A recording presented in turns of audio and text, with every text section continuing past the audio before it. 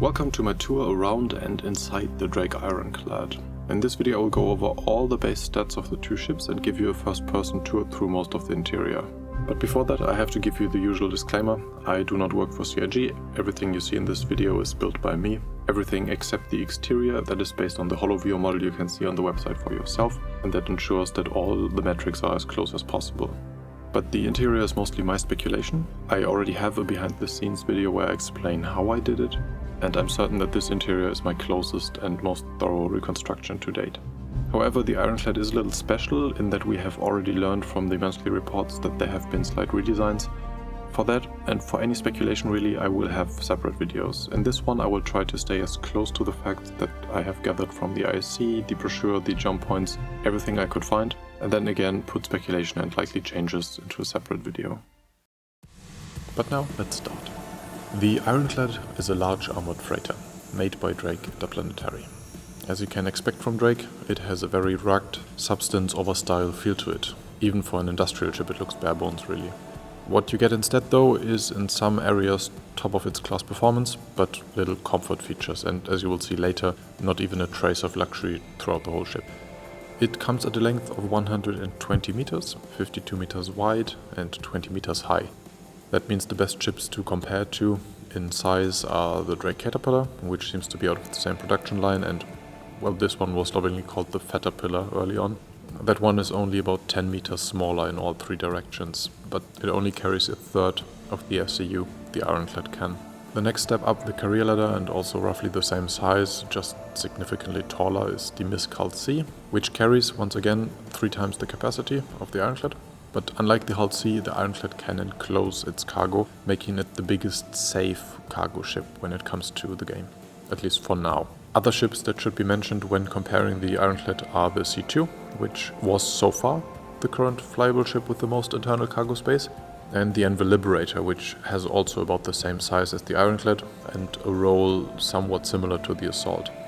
Now, we covered the large armored freighter. Let's talk about the armored. Real physical armor has just been added to the game with the RSI Apollo in an early version, but until we have the full physical destruction system we can't really say what that means, except that there are armor plating looking plates on the sides of the Ironclad. The important part is that it's designed in its role as heavily armored, and so you should expect it to be. In addition, we know it has 4 size 3 shield generators, which is double what the Hull C has at about the same size. And when it comes to firepower, the Ironclad has 1 dual size 5 turret in the front, 2 dual size 3 remote turrets centered on the top, 1 dual size 2 remote turret for defense inside the cargo bay, and another dual size 3 manned turret at the very bottom center of the ship. There are also 4 size 5 missile hardpoints, which position have not been confirmed, but there are these areas marked from 1 to 4 on the top that are missing on the other side, so they may be here. The whole back of the Ironclad is just engines, so I expect it to go fast, as long as it goes in a straight line. But I don't have any numbers about that yet.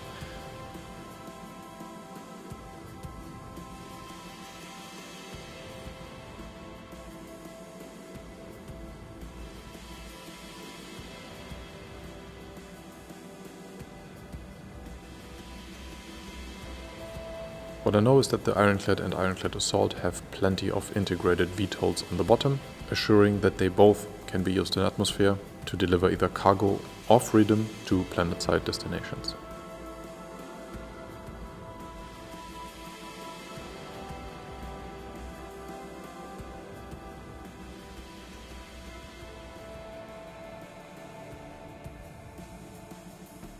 When the Ironclad was announced, John Cruise said it had 2 entries into the ship. By that I assume he meant the front ramp we are going to take in a second, and the docking port, which there's only 1. I guess you could argue that the docking collar of the command module could be considered another entrance, if you are ferried in with the detached module, as well as the retractable roof. What I'm not sure about is why he did not count these 2 entrances on either side of the ship, up those ladders. Because they both sure will lead you into the ship, even with their own little room for depressuring. My best guess was that these ladders would simply not be able to extend to the floor because CIG did not want to make them retractable, so then they would serve as a way out and down as an emergency exit, but you would have to drop the last few meters, something the new ladder tech would allow, and then you would not be able to get back up. Might also be safer so you are not boarded from so many entrances at the same time, but that's just a theory. Maybe they will retract and they were just not counted because they are not as important. But what I know for sure is that these side ladders and catwalks add a lot of flair to the ship. It is one of the areas I was asked about most while rebuilding the interior. It makes it feel very industrial, kinda reminds me of oil rig platforms, and I assume it will be fun standing up there while landing the ship in atmosphere. But we are now going to take the main entrance, the front ramp.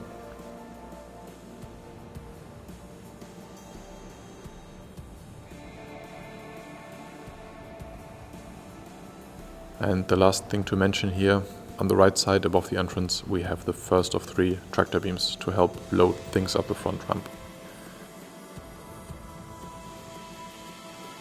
And then inside, the main feature of the Ironclad, its rather big cargo hold. This holds 1536 SEU for the base variant. The cargo grid is laid out in a way that always leaves a passage in the middle. The catwalks above don't really serve a purpose when it comes to cargo gameplay, as tractor beams and such will most likely be exclusively controlled from the control room. The catwalks can serve a purpose in defending the cargo hold though, but we'll get to that later. But one of the biggest selling points for this hangar is the retractable roof. Both versions come with that roof, and this will make it possible to load the ship considerably faster than a C2 or any fully enclosed hangar, while still giving it more protection like ships with external cargo, like the Hull series. The big entrance also means you can fit a variety of ships inside, but I have to disappoint, or at least brace, everyone who is planning to use the Ironclad as a carrier. While it looks rather spacious, at the end of the day the hangar is not massive. The most limiting factor will be the height. Ships like the Vanguard, the F7, the F8 or even the Prospector will fit, but they will stick out. And as with the Galaxy, I assume the Ironclad will have to close its hangar door to make a quantum jump.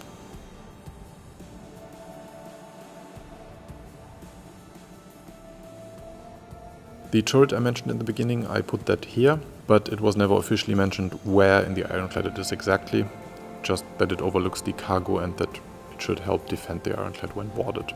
The only thing I have not mentioned about the hangar is that you have 2 tractor beams to load and unload it, arranged on rails around the sides of the hangar roof, but we'll get to them later again. Alright, let's continue. There is a lot happening at the end of the hangar. First of all, there is the small garage for 2 mules. Not exclusively, you can fit something like an Ursa too. In the assault version this area will be bigger and is planned to house vehicle repair facilities, but again I do not have enough information about that to show it in detail. I really like this area, with the angled window overlooking it, but I do see the issue that its placement is pretty bad. You would have to unload half of your cargo before the mules would be able to get out. Parking them in the front next to the entrance would probably be a lot more useful, but there might be more to this area than we know of. Maybe they are standing on a surface elevator. Sorry, I said no speculation. There's also 2 large components here I could not really identify, as well as a cooler. Centered, you will find a door behind which is an elevator that will take you to the bottom turret. And then to either side of the ship there are more doors.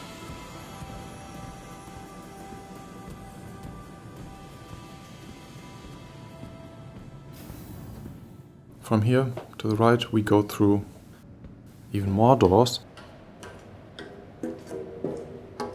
And then we are outside on the platform I showed you in the beginning from outside.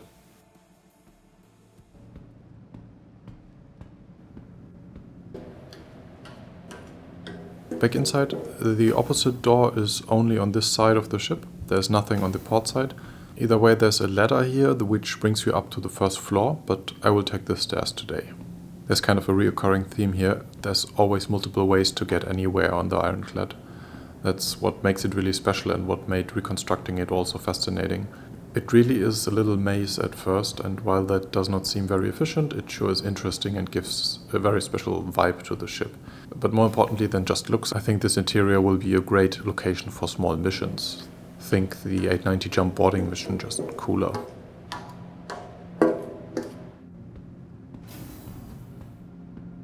Right, so To help you with orientation, here is the ladder we just looked up. Next to that is a door that leads to one of the hangar gantries. This door is the stairway up.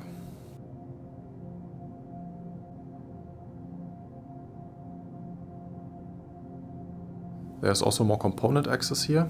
This is one of its 4 shield generators. The next corridor will lead you to the docking port. Keep that in mind for a second, because we are taking the last corridor instead. And this one leads into the back of the ship, into its engineering section.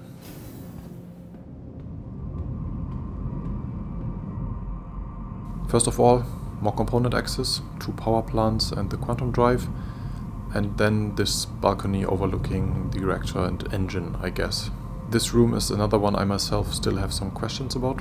There does not seem to be a ladder here in any of the documentation, but also not enough railing that would really stop you from jumping down. But below, this section here covers 2 floors, and there's a lot of detail shown even underneath this platform, but no other entrance or exit to this room from the ground floor. Maybe if you drop down it's a death trap like there is on the Polaris, but I do assume that's an oversight, and I'm sure this area will be fleshed out and used for engineering gameplay, and I'm sure there will be a ladder, stairwell, or even a small elevator. Even though you might think this whole area and the machines in here are centered like the engines are on the outside, it's actually off-center, and that leaves room for another small space next to it, housing more components. Here we have the last shield generator, a cooler and a battery. And I expect a majority of the engineering stations. Right before that room there's another door leading into this little junction. This is the space we looked at a few minutes ago from over there, if you remember. There seems to be something in this alcove in the artworks. I'm not sure if it's anything of importance or just decoration though. Right behind we have a room with 6, I assume, suit lockers. Not much else. Even these benches I just added, so it's a little less empty. I believe this was never called an armory, because only the assault is supposed to have one, but I might be wrong. Either way, I could not find much on this room, other than that it leads you into the airlock, which leads into the docking port we have been looking at from below earlier. Following this angled corridor, we get to an equally angled window. That is the one looking down on the mules and the hangar again. Really nice touch. I don't really see this being necessary, but I sure like it a lot. This section would be where the ladder down was on the opposite side, but that is not mirrored here. And now here's something interesting.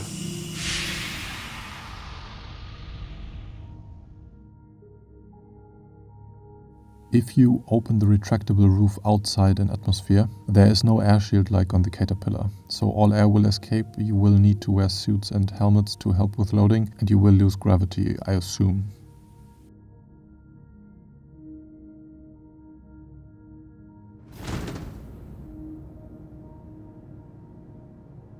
And now we get to the stern of the ship, which is more symmetrical than the back. We have a more component access here, another shield generator. To the front, the forward-facing manned turret, and then in the center, another of those features that make the Ironclad special. These are officially just some more better protected spaces for cargo. Secure cargo hold it was called, I think.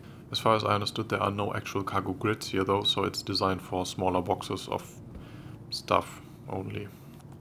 However, you have certainly noticed the bars here, or should I say cages, because it was also specifically mentioned these would be useful for living cargo.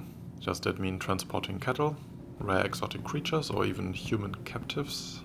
We don't really know, but as it is a Drake, that is up to you, I guess. I foresee some problem getting things up here, as there is no additional lift or anything in the front, but I'll talk about that another time. This space is also overlooking the main cargo hold, which is nice.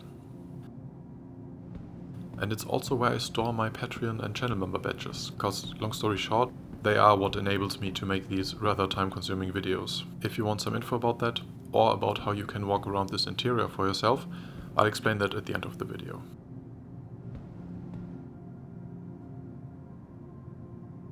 Now, one more thing in the front here.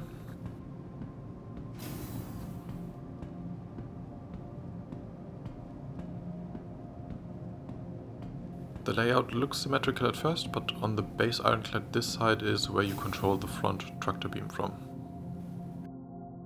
Well, and at this point I ran out of render time, so I couldn't finish the whole interior, even though it was planned as a complete tour. But since this video was very IAE themed and I need a break after working on this for 3 weeks straight, I decided to still release it and finish the rest later. I decided to still leave the rest of the tour in a very bare bones state, just for completion's sake. If you really want to know the whole layout and how big it is, have a look at the rest, but it will be a very rough rendering, missing most of the detail. So if you're patient, maybe wait a little until I finish that, but if you're impatient and want everything about the Ironclad right now, I leave it in for you. For the patient ones, thank you for watching. If you want to support this, there is a video about channel memberships in the description. There's also an interactive version of this interior that you can walk around in your web browser in the description. That still is the build from a few weeks ago if you have not seen that. Everything new in this video will be added in the next few days for Patreons and channel members first. Alright, thank you for watching and see you in the verse. Now we are back on the first floor, where you would get to via the stairs or ladder. Engineering was that way, but now we are going further up.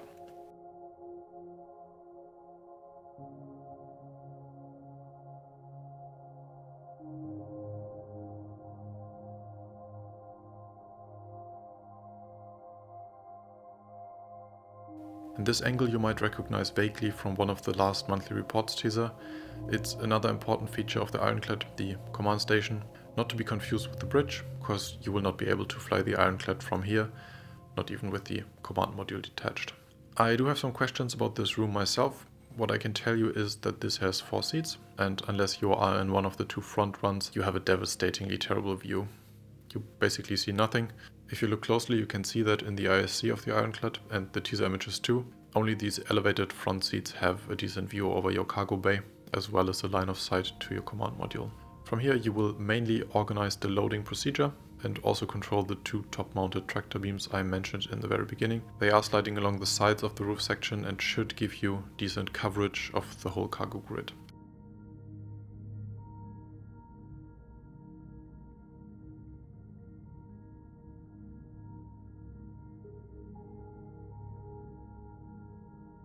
I don't really like it, but the rather advanced looking teaser image might indicate that the lack of a view is here to stay. Leaving the room, we get back to the stairs down and the stairs up right next to it.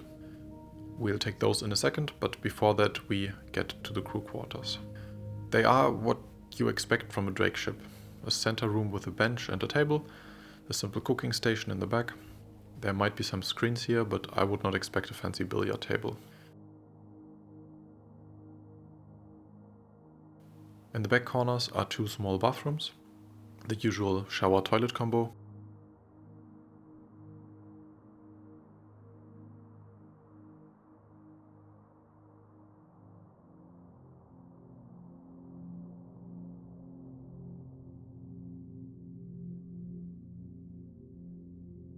And along the sides of the room, 6 equally small but at least individual rooms with beds.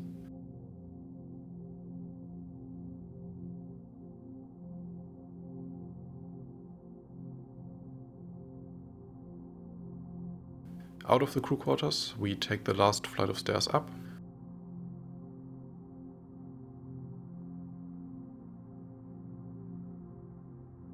That is where we will find the docking collar that connects to the command module.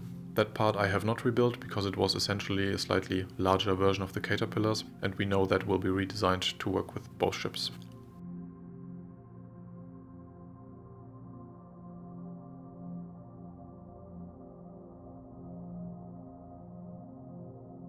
Lastly, the captain's quarters.